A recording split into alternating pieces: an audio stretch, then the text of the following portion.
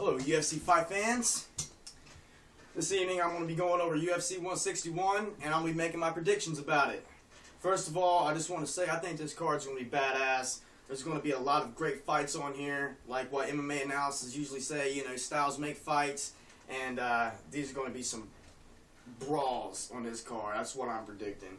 Alright, with that being said, I'm going to go with the fight with Pat Barry versus Sean Jordan. If you don't know who Sean Jordan is, he's about same height as Pat Barry, almost the same build, except Pat Barry's a little bit more ripped. But Sean Jordan does not care to brawl. I think his favorite punch to really throw, or he uses a lot in his fights. He likes to throw Superman punches, and like I said, he don't care to brawl. With that being said, though, Pat Barry does not care to strike with people either. In my opinion, he is light years.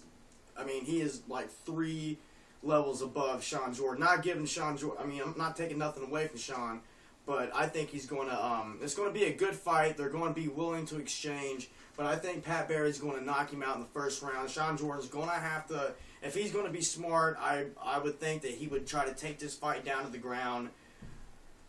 But I think he's going to try to please the fans, and Pat Barry's going to knock him out in the first round. So that's my first prediction.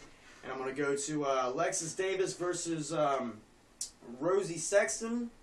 If you don't know who these ladies are tough as nails, especially Alexis Davis, my fault. I seen a fight with her and Nunez, and this Alexis was pretty much getting popped up every time. I mean, she was getting blasted with some shots in the first round, but she just kept on going and going. She can take a shot, and later on in that fight, in the second round, it showed that she can absorb that punishment and still overcome the storm and win by finishing in the fight. And she finished Nunez in the second round by TKO, back mount, and yeah, she's very, very tough. She's got great grappling skills. And Rosie Sexton, she's a very good fighter too, but unfortunately, she's known. Most people know her as right now as getting kneed in the face. I mean, there's a video a couple years ago where she got kneed in the face on Bellator. Look up Rosie Sexton brutal knee, and you'll know what I'm talking about. It's kind of sickening to watch, man. It's hard to watch, And I think in this fight she's a little bit undersized. I think she's going to get manhandled or woman-handled in this fight. I think that Alexis is just too damn strong for her, and I'm going to be calling Alexis Davis by not TKO, rear naked choke in the second round. That's what I'm calling. Okay, getting on to that, Jake Shields versus Tyrone Woodley. I'm very excited about this fight. First of all, because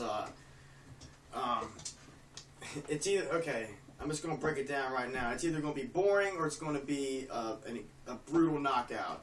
Okay, if you saw what Tyrone Woodley did in his last fight against Jay Heron, you'll know what I'm talking about.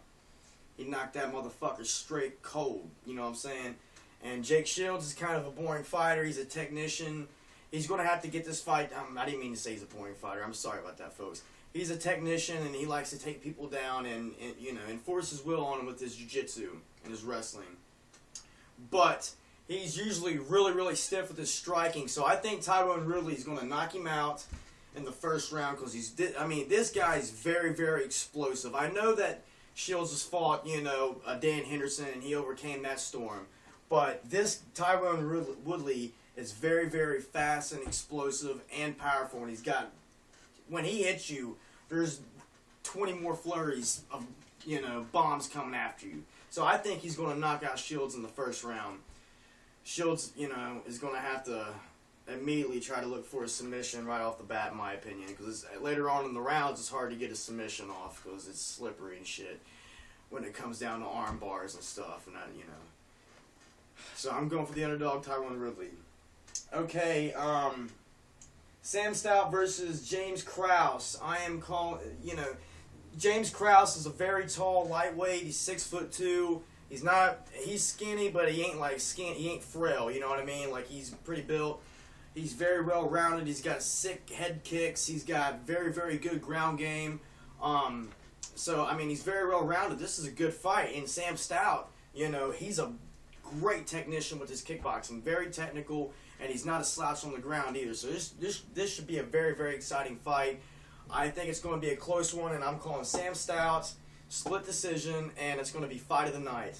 Okay, Roy Nelson versus some dude that I can't pronounce his name because I wrote it too damn sloppy. All right, Roy Nelson knocked out Chet Congo. You know, we know what Roy Nelson can do. He's badass on the ground, and he's a knockout artist too. The guy he's fighting, I've seen him fight a couple times. He wears like Mirko Cro Cop type pants and shit, shorts, and you know, he's got a decent chin, but I don't think. And he's a good fighter, but I don't think that he's going to be able to take Roy Nelson. I think Roy Nelson's going to knock him out in the first, second round, maybe TKO. I mean, he's just going to finish him. It's a no-brainer. If this guy pulls off a victory, it's going to be the upset of the night, in my opinion. So, yeah, I'm calling Roy Nelson knockout first round. Going to that is Mauricio Shogun Hua versus Little Nog. Alright, the first fight was very, very exciting over in Pride. It's one of the best Pride fights of all time. And some people were saying it might not live up to the hype. You know, the second fight might not live up to the first fight. Well, folks, you cannot count these motherfuckers out. I know Lil Nog had a bad fight with Rashad, you know, it was boring as hell, but you know what I mean? It could happen again, you know.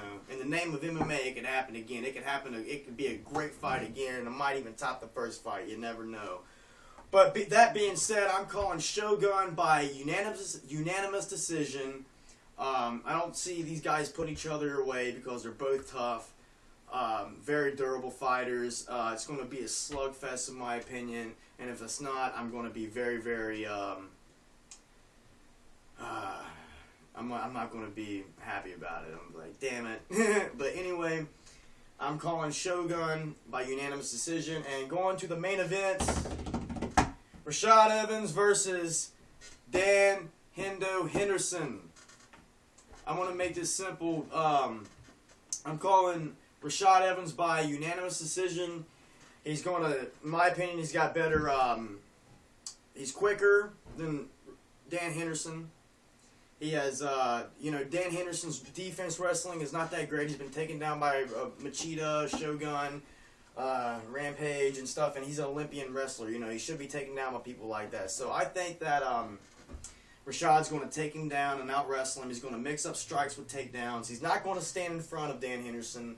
You know, who would? That'd be stupid because of the H-bomb. But yeah, he can mix it up better than Dan.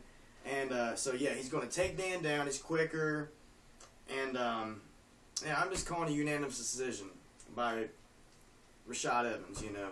And if I think that I think if Dan Henderson loses this fight, it's going to show people that he's not going to become a UFC champion, you know, and maybe he should just pass the torch and move on, you know. I mean, he's had a great career and stuff, but hey, he could win. He could knock out Rashad, and I could eat my words again. You never know, but I'm calling Rashad Evans by unanimous decision.